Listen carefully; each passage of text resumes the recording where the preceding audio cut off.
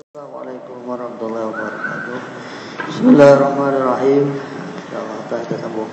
Diriwayatkan daripada Hazrat Anas bin Malik radhiyallahu anhu bahwa Rasulullah sallallahu alaihi wasallam sabda, siapa yang mengerjakan salat berjemaah kerana Allah Subhanahu wa taala dengan memperoleh takbiratul ula selama 40 hari akan mendapat dua kelepasan.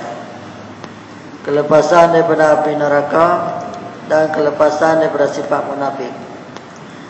Diriwayatkan daripada Hazrat Anas bin Malik radhiyallahu anhu bahawa Rasulullah sallallahu alaihi wasallam sabda, siapa yang mengerjakan solat berjemaah kerana Allah Subhanahu wa taala dengan memperoleh takbiratul ula selama 40 hari akan mendapat dua kelepasan.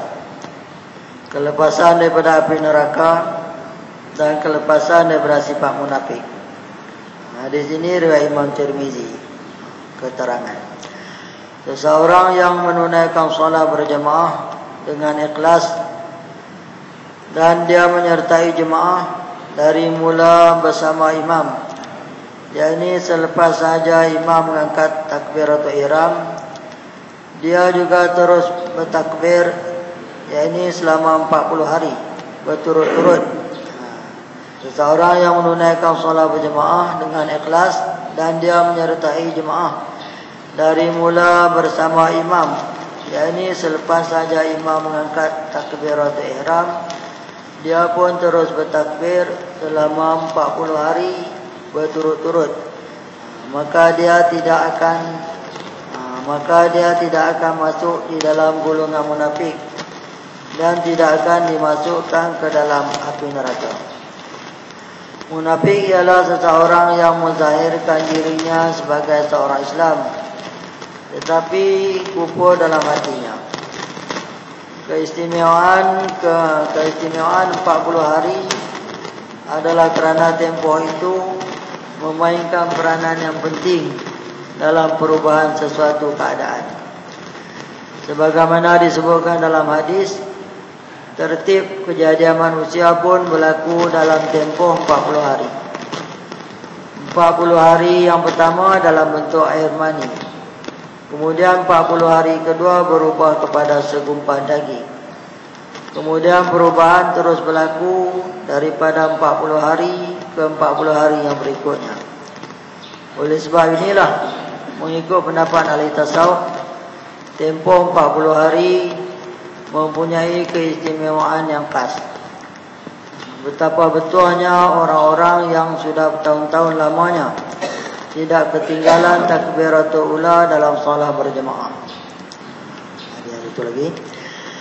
Daripada Hazrat Abu Hurairah radhiyallahu anhu, beliau meriwayatkan bahawa Rasulullah sallallahu alaihi wasallam sabda, seseorang yang berwuduk dengan sempurna lalu pergi ke masjid untuk solat berjemaah, lalu mendapati orang ramai telah selesai daripada solat berjemaah, Allah SWT akan memberi kepadanya ganjaran pahala yang sama sebagaimana mereka yang telah solat berjemaah tanpa mengurangkan sedikit pun daripada pahala mereka.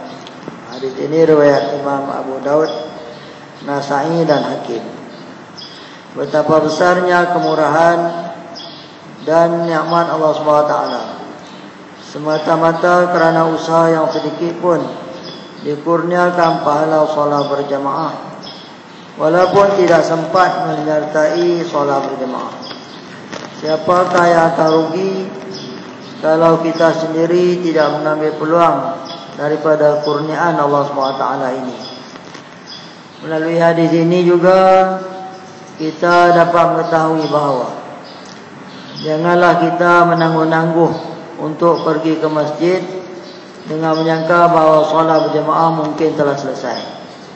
Sekiranya kita tiba di masjid dan mendapati solat telah selesai, kita masih juga mendapat pahala berjemaah. Walau bagaimanapun, sekiranya kita telah yakin bahawa solat berjemaah sudah selesai, maka tidak salah kalau tidak pergi ke masjid untuk berjemaah. belakang itulah kita kelebihan bayar berjemaah.